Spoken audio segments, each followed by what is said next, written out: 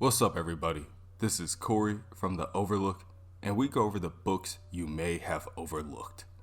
While I was initially reading this issue, I thought to myself about all the strange opponents the Doom Patrol have faced, and I'm not too sure if I can name another group of heroes with a stranger cast of villains. Can you? What hero character do you think has the straight up weirdest bad guys? Let me know in the comments below, and let's get started on issue 2. Larry Trainor was a pilot. When he flew the K-2F, he broke max altitude and entered sub-orbit. He'll never forget the rattling.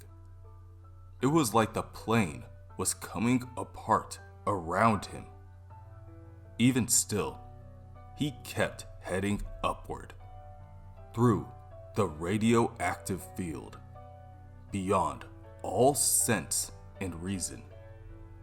Luckily for him, his co-pilot will handle it from here. Co-pilot? Larry asks. But I'm up here all alone. There isn't any...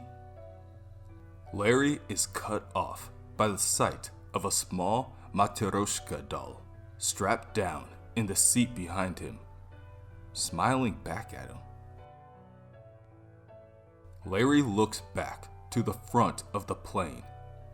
Project Control, what is happening? He screams. The radiation is burning the air around him. He can't breathe. It's burning the skin right off his face. K-2F, come in, Trainor, calls the voice through the radio. Come in. Our needles are going haywire. There's too much radioactivity up there. You'll never survive. Come in, Larry Trainor. Where is Larry Trainor? Where is Larry Trainor? Who is Larry Trainor? What is Larry Trainor? What is Larry Trainor? Where is Larry Trainor? Larry is stirred awake by the crashing of a number of small ceramic statues at his feet. He can't help but wonder if he was just talking to himself right now. The looks of the people passing by on the sidewalk says to him he was. The owner of the Matryoshka stand scolds Larry for dropping his merchandise and pushes him away into the crowd. A lot has happened to Larry recently, and honestly, he doesn't really feel much like himself. To help make himself feel better, Larry instigates a fight between two strangers that he doesn't even know. As the two strangers go back and forth exchanging insults with one another, Larry stands back and watches. He's pleased with his work. He's even a little entertained by some of their verbal jabs. Maybe too entertained, because one of the men hears Larry laughing at his expense. He approaches the ex-pilot, sizes him up, and easily pushes Larry to the ground. So easily that the man comments that Larry must be made out of straw.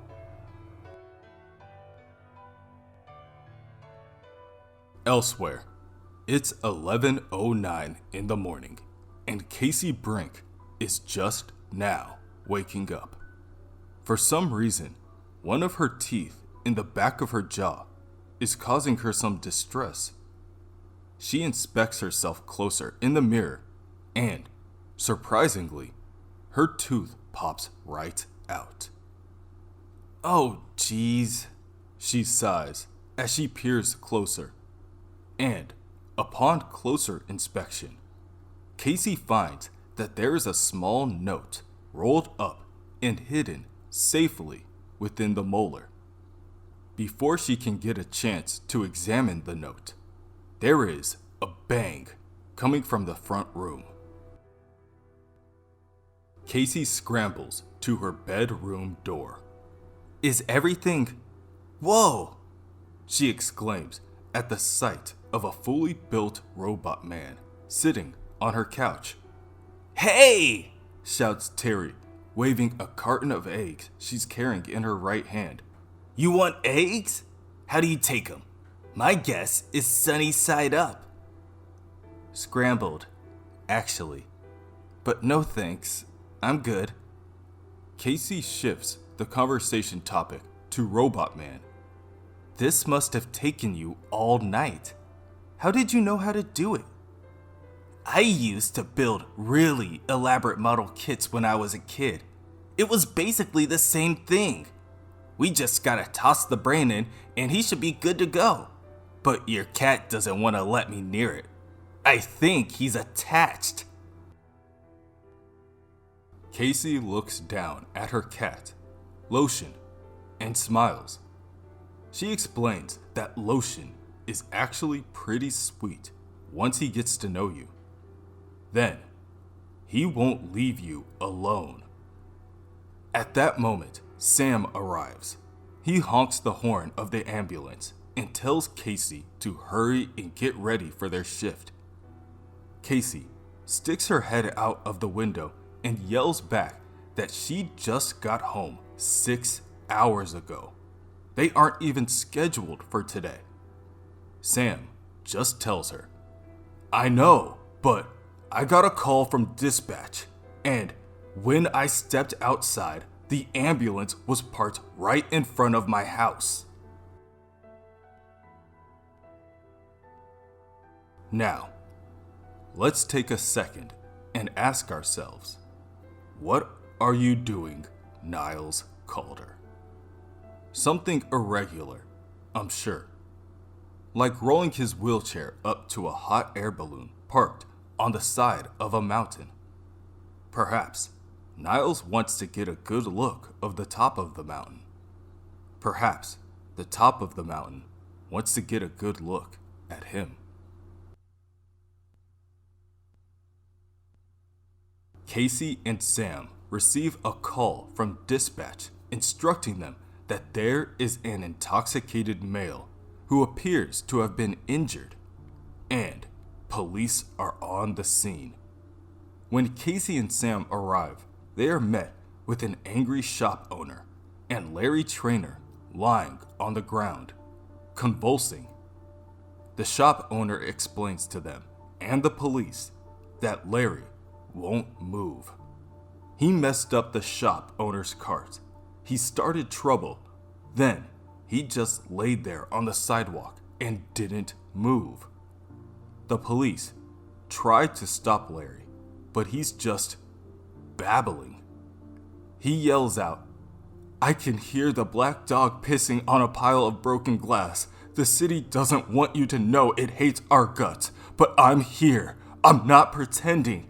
I'm a negative space in a negative world." At this, one of the police officers throws up his hands in defeat. He tells Sam and Casey they can have fun dealing with the crazy, but if they can't get Larry up and compliant, he and the other police officer will have no choice but to take Larry in. "All right," Sam says before turning to Larry. "Can you move, sir?" "Yes," Larry answers. "I can move. I just don't move for cops. Actually, I was just trying to get arrested." "Punk rock, my friend. I love it. Now, come closer and let me take a look." Sam holds up a light and looks into Larry's eyes. "This is new. You messing around with any chemicals? Get anything in your eyes? Some kind of new junk they're selling on the streets?" "No, sir," Larry responds. "I'm a pilot and an upstanding citizen." Back in Casey's apartment, a group of aliens with sharp, onyx-like skin, whose edges all glow red, bicker amongst themselves.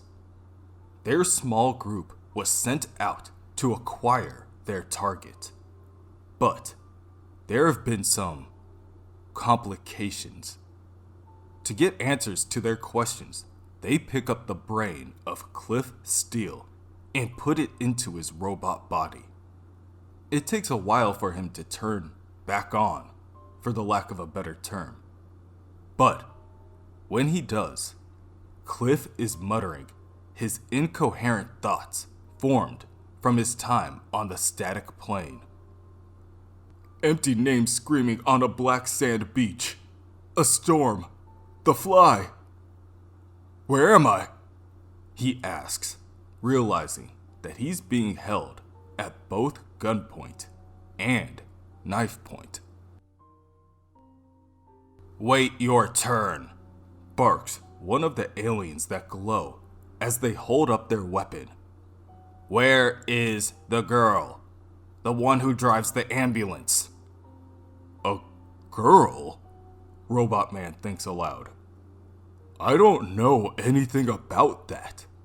But I hope you creeps are hungry because you're going to be eating a lot of my shit. The alien that glows, that is standing behind Robot Man, is using the screwdriver in his hand like a knife and threatens to carve into Robot Man's brain. Tough on the outside, soft on the inside. You seem like a pretty outdated model.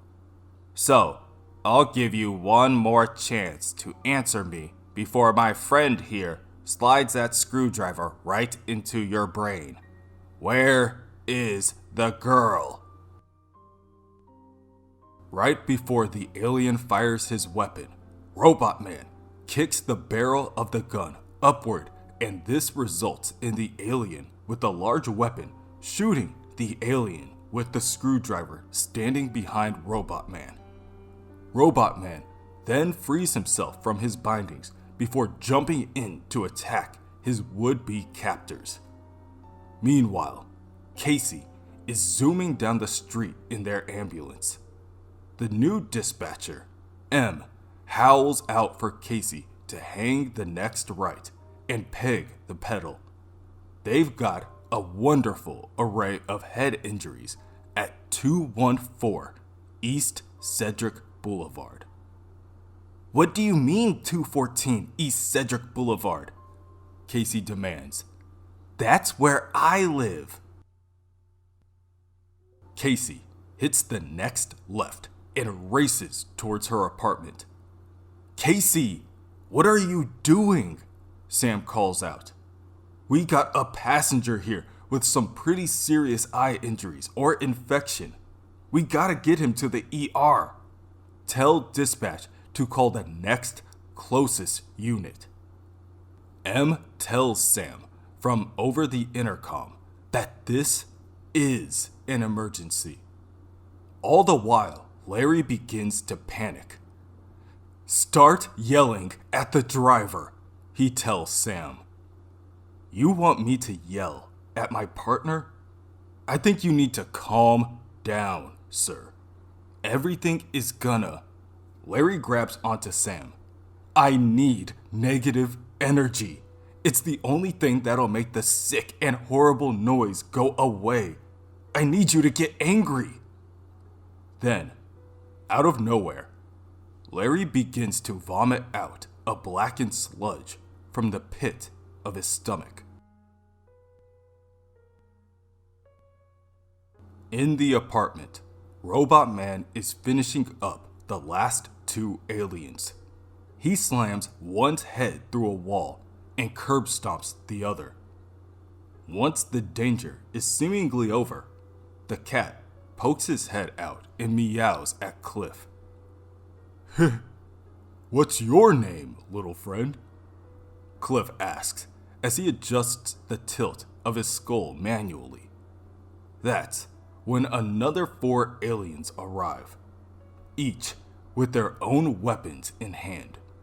Without hesitation, they fire on the hero and send both him and Lotion crashing through the wall of the second-story apartment and tumbling to the ground. Robot Man does what he can to use his body as a shield in order to protect the cat he found from any damage. And the cat does little to thank Cliff for his effort. Actually, the cat just kind of runs away. It's annoying, of course, maybe even a little typical for what Cliff expects of his life recently. But before he can dwell on it, he is met with the rumbling of footsteps going down the staircase inside.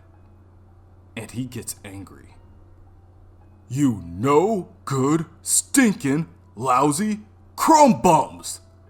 Robot Man yells as he charges in to attack. The first of the aliens that glow gets uppercutted by Robot Man, and instantly they are out of commission. The second one in line gets a double fist hammer to the top of the skull, crushing it and pixelating it as it does so. He then hits an alien with a backhand to the jaw before Spartan kicking the last one through a car windshield. Robot Man tells the group, "I know I should leave one of you alive to find out who sent you, but I'm having a lousy day." At that moment, an ambulance screeches to a halt behind Robot Man. Casey frantically jumps out of the front seat of the vehicle before running around to inspect the damages. "My place! My cat! Where's my cat?" He ran away," Robot Man tells her. "I'm sorry, there was a lot going on." At the sound of Robot Man's voice, Larry crawls out of the back seat of the ambulance. "Cliff?" he mumbles.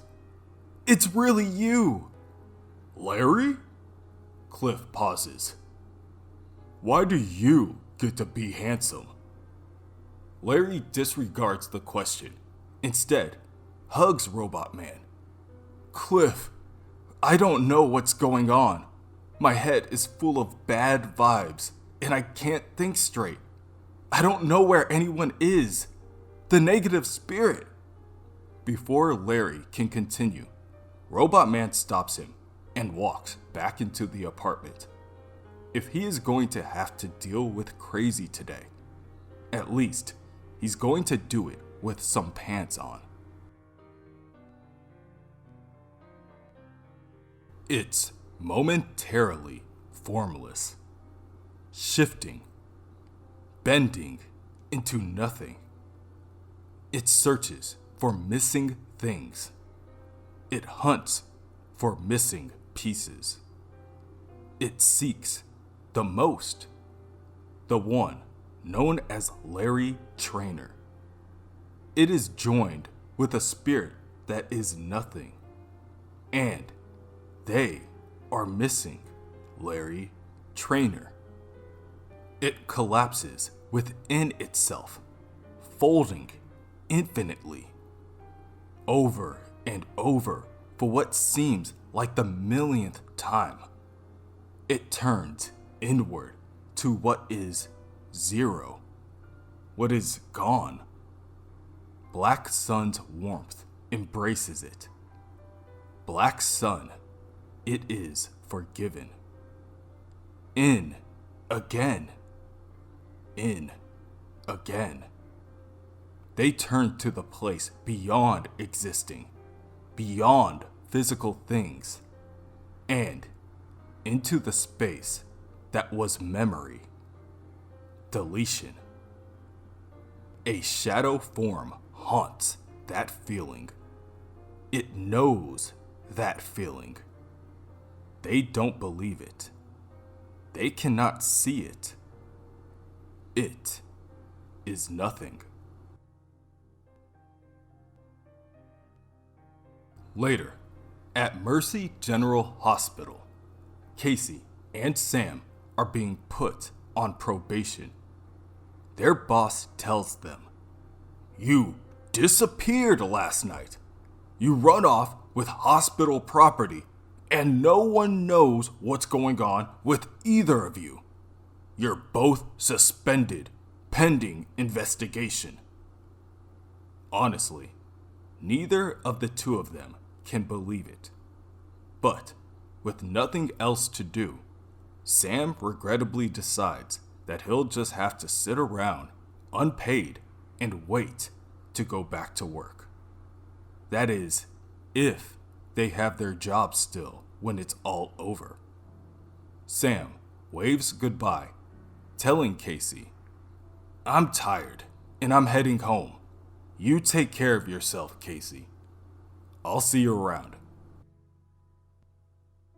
Casey huffs as she says her goodbye. She knows she shouldn't, but for some reason, something is telling her to check back with the ambulance. To her surprise, the back door is unlocked.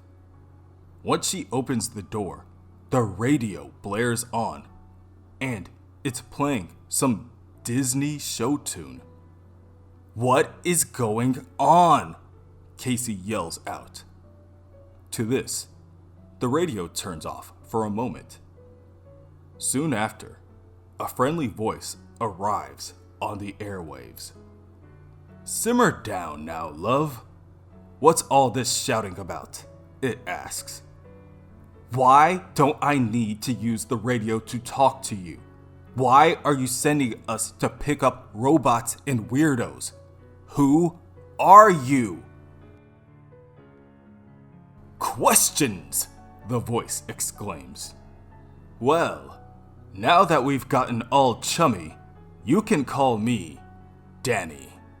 And trust me, we're doing very important work picking up those pieces.